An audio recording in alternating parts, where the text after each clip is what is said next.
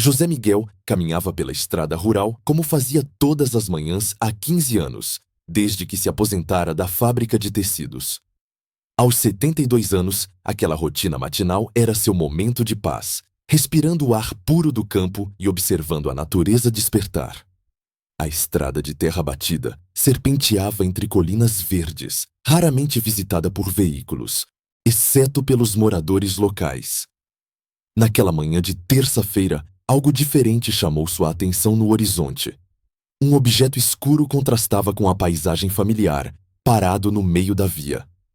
José ajustou os óculos e acelerou o passo, curioso sobre aquela novidade inesperada.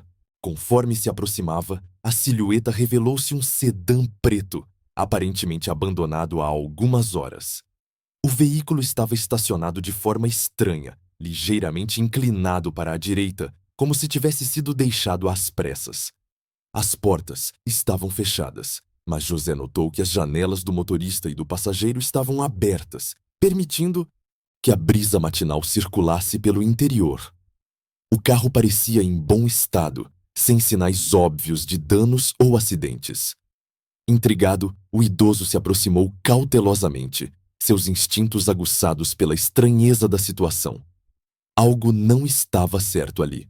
José contornou o veículo, examinando cada detalhe com a atenção minuciosa de quem vivera muito e aprendera a confiar nos próprios instintos. As rodas estavam intactas, não havia marcas de frenagem no chão, e o motor aparentemente não apresentava problemas visíveis.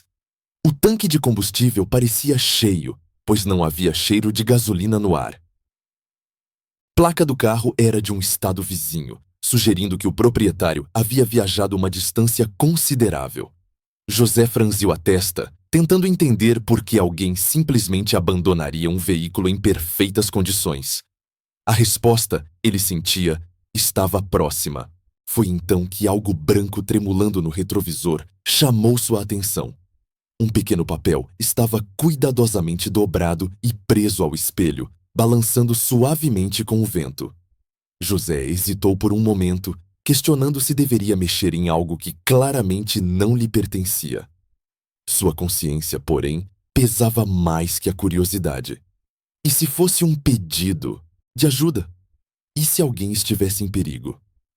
Com mãos levemente trêmulas, ele se aproximou da janela aberta do motorista. O papel parecia ter sido colocado ali recentemente, pois estava limpo e sem sinais de umidade ou desgaste. José estendeu a mão através da janela aberta e cuidadosamente retirou o bilhete do retrovisor.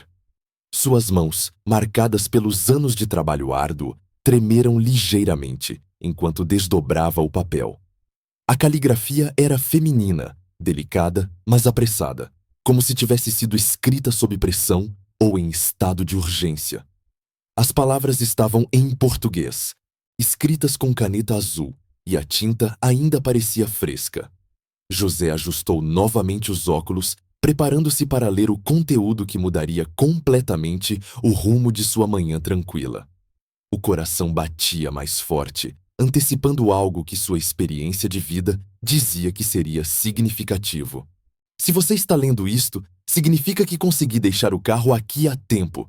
Meu nome é Clara Santos, tenho 34 anos. Estou sendo perseguida por homens perigosos que querem me fazer mal. Não posso ir à polícia porque eles têm conexões lá dentro. Se algo acontecer comigo, por favor, entregue esta carta ao jornal local ou a qualquer autoridade federal. Há evidências no porta-luvas que podem incriminar pessoas poderosas da cidade. Por favor, não me abandone. Estou escondida na antiga capela do cemitério municipal. Se você puder me ajudar, estarei lá até o meio-dia de hoje. Caso contrário, tentarei fugir por conta própria. Obrigada por ler isto. Clara. José leu o bilhete 3 vezes, cada palavra penetrando em sua consciência como uma punhalada.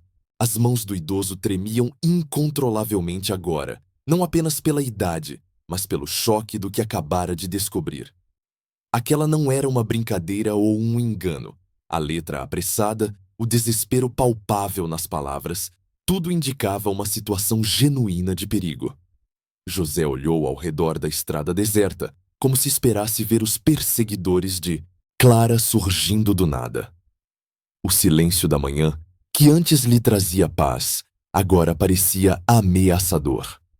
Cada sombra, cada movimento da vegetação, tudo adquiria um novo significado sinistro. Ele guardou o bilhete no bolso da camisa, sentindo o peso da responsabilidade que acabara de assumir. Sem perder tempo, José dirigiu-se ao porta-luvas do carro, suas mãos ainda trêmulas tentando abrir o compartimento. Lá dentro, encontrou um envelope manila lacrado, alguns documentos soltos e uma pequena câmera digital. Os documentos eram fotocópias de contratos, recibos bancários e correspondências que, mesmo sem ser especialista, José percebia serem altamente comprometedoras. Nomes conhecidos da política local apareciam assinando documentos suspeitos, valores exorbitantes eram transferidos para contas offshore e datas coincidiam com eventos públicos recentes que haviam gerado polêmica. José entendeu imediatamente por que Clara estava em perigo. Ela havia descoberto algo que pessoas poderosas queriam manter em segredo. O relógio de pulso de José marcava 9h30 da manhã. Se Clara estava falando a verdade, ele tinha apenas 2h30 para encontrá-la na capela do cemitério municipal. O cemitério ficava a cerca de 3 quilômetros dali, uma caminhada que levaria quase 40 minutos em seu ritmo habitual. José guardou todos os documentos de volta no porta-luvas, certificando-se de não deixar rastros de sua presença. Sabia que estava se envolvendo em algo muito maior que ele, mas sua consciência não permitiria ignorar o pedido de ajuda de uma mulher em desespero. Aos 72 anos, descobriu que ainda havia heróis adormecidos em seu peito. Antes de partir, José tomou uma decisão que poderia salvar tanto a vida de Clara quanto a sua própria. Retirou o celular antigo do bolso e ligou para seu neto, Pedro, um jovem advogado de 28 anos que trabalhava na capital. Pedro sempre fora o mais responsável da família e José confiava plenamente em seu julgamento. Pedro, preciso de você. Urgentemente, disse, tentando manter a voz calma. Venha para a cidade hoje mesmo e traga alguém da Polícia Federal se possível. Encontrei algo muito sério e uma pessoa pode estar em perigo mortal. Pedro, acostumado à personalidade serena do avô, imediatamente entendeu a gravidade da situação. Já estou saindo, vovô. Não faça nada perigoso até eu chegar. José iniciou sua caminhada em direção ao cemitério municipal, cada passo carregado de determinação e ansiedade. O sol estava mais forte agora, e o suor começava a formar pequenas gotas em sua testa, misturando-se com a preocupação que lhe corroía o estômago. Durante o trajeto, não conseguia parar de pensar em Clara. Seria ela realmente uma vítima, inocente, ou estaria ele sendo enganado por uma criminosa esperta? Sua experiência de vida, porém, lhe dizia que o desespero no bilhete era genuíno. Pessoas em pânico real escrevem de uma forma específica, com uma urgência que não pode ser facilmente falsificada. José acelerou o passo, sabendo que cada minuto poderia ser crucial. O cemitério municipal era um lugar que José conhecia bem, pois havia enterrado ali muitos amigos ao longo dos anos. Localizado numa colina arborizada nos arredores da cidade, o local era cercado por muros antigos, cobertos de era. A capela mencionada no bilhete era uma construção de pedra do século passado, abandonada há décadas após a construção, uma nova igreja no centro da cidade. José sabia que era o esconderijo perfeito, isolado, raramente visitado e com várias rotas de fuga através do mato circundante. Se Clara realmente estava ali, havia escolhido com inteligência. Ele se perguntava como ela conhecia tão bem aquele lugar. Se aproximar da entrada do cemitério, José adotou uma postura mais cautelosa, movendo-se entre as árvores e evitando caminhar diretamente pela trilha principal. Seus instintos de sobrevivência, adormecidos por anos de vida tranquila, despertaram completamente. Cada som, o canto dos pássaros, o sussurro do vento nas folhas, o próprio barulho dos passos, parecia amplificado. José parou várias vezes para escutar, certificando-se de que não estava sendo seguido ou observado. A paranoia que sentia era justificada. Se Clara estava certa sobre a corrupção que descobrira, pessoas poderosas estariam dispostas a tudo para silenciá-la. A capela apareceu entre as árvores como uma sombra do passado. Suas paredes de pedra cobertas de musgo e sua pequena torre sineira parcialmente desmoronada. José se aproximou silenciosamente, observando cada janela quebrada e cada canto escuro onde alguém poderia estar escondido. Clara! Sussurrou, sua voz ecoando suavemente no ar matinal. Por um momento, apenas o silêncio respondeu, e José começou a temer que tivesse chegado tarde demais. Então, um movimento sutil atrás de uma das colunas chamou sua atenção. Uma figura feminina emergiu lentamente das sombras, e José finalmente viu o rosto da mulher, cujo pedido de ajuda havia mudado sua manhã para sempre. Clara Santos era exatamente como José havia imaginado. Uma mulher jovem de cabelos castanhos, olhos grandes e assustados, roupas amarrotadas que sugeriam uma noite sem sono. Ela se movia com cuidado, claramente exausta, mas ainda alerta. "Você leu meu bilhete?" perguntou, a voz trêmula misturando esperança e medo.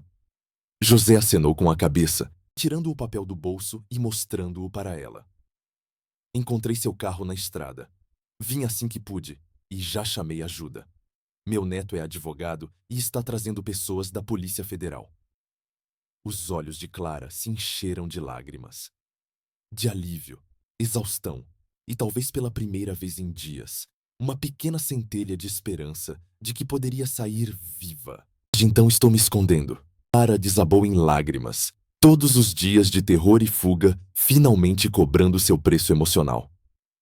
"Eu trabalho como secretária na prefeitura há 5 anos, começou ela, a voz entrecortada por soluços. "Na semana passada, o prefeito me pediu para organizar alguns arquivos em sua sala particular. Foi quando encontrei aqueles documentos. Contratos, superfaturados, propinas, dinheiro público desviado para contas particulares. Quando percebi o que havia descoberto, fotografei tudo e guardei uma cópia em casa. No dia seguinte, homens estranhos apareceram na minha casa perguntando por mim. Meus vizinhos disseram que eles pareciam policiais, mas algo estava errado. Fugi pela janela dos fundos e... aquela situação." José escutou a história de Clara com crescente indignação e compaixão. Aquela jovem mulher havia tropeçado em algo muito maior que ela, e agora sua vida estava em risco por fazer a coisa certa. "Você fez o correto ao tentar expor a corrupção", disse ele, colocando uma mão protetora em seu ombro. "Mas agora precisamos garantir que você fique viva para testemunhar. Meu neto Pedro é advogado honesto, e ele conhece pessoas na Polícia Federal em quem podemos confiar." Clara assentiu, enxugando as lágrimas. "Eu só queria fazer meu trabalho direito. Nunca pensei que descobriria algo assim. Agora tenho medo de que nunca mais possa ter uma vida normal." O som de carro se aproximando fez ambos se enrijecerem. José fez sinal para Clara se esconder novamente, enquanto ele espiava através de uma das janelas quebradas da capela. Para seu alívio, reconheceu o carro de Pedro estacionando na entrada do cemitério, seguido por um veículo oficial da Polícia Federal. "É meu neto", sussurrou para Clara. "Podemos confiar neles." Pedro apareceu acompanhado de 2 agentes federais, seus rostos sérios, mas profissionais. José saiu da capela, fazendo gestos para indicar que estava tudo bem, e Clara o seguiu cautelosamente, ainda nervosa, mas esperançosa de que seu pesadelo finalmente chegasse ao fim. Os agentes federais ouviram o relato de Clara com atenção profissional, fazendo perguntas precisas sobre datas, nomes e localizações dos documentos. Pedro organizou toda a situação legalmente, garantindo que Clara fosse colocada sob proteção imediata enquanto as investigações prosseguissem. "Os documentos que você fotografou são evidências cruciais", explicou um dos agentes. "Com seu testemunho e essas provas, podemos montar um caso sólido contra toda a rede de corrupção." Clara finalmente começou a relaxar, percebendo que havia pessoas dispostas a protegê-la e buscar justiça. José observava tudo com satisfação, sabendo que sua decisão de ajudar havia sido a correta. 6 meses depois, José lia no jornal local sobre a prisão do prefeito e de vários outros políticos envolvidos no esquema de corrupção que Clara havia descoberto. Ela estava segura em um programa de proteção à testemunha, e seu corajoso testemunho havia resultado na maior operação anticorrupção da história da cidade. Pedro visitava o avô, regularmente, sempre comentando como se orgulhava da coragem e decência do homem mais velho. José sorria, sabendo que aquela manhã de terça-feira havia mudado muitas vidas, inclusive a sua própria. Aos 72 anos, descobrira que nunca é tarde demais para ser herói e que às vezes os encontros mais casuais podem ter as consequências mais extraordinárias. Sua caminhada matinal nunca mais seria a mesma. Agora carregava consigo a satisfação de ter feito a diferença quando realmente importava.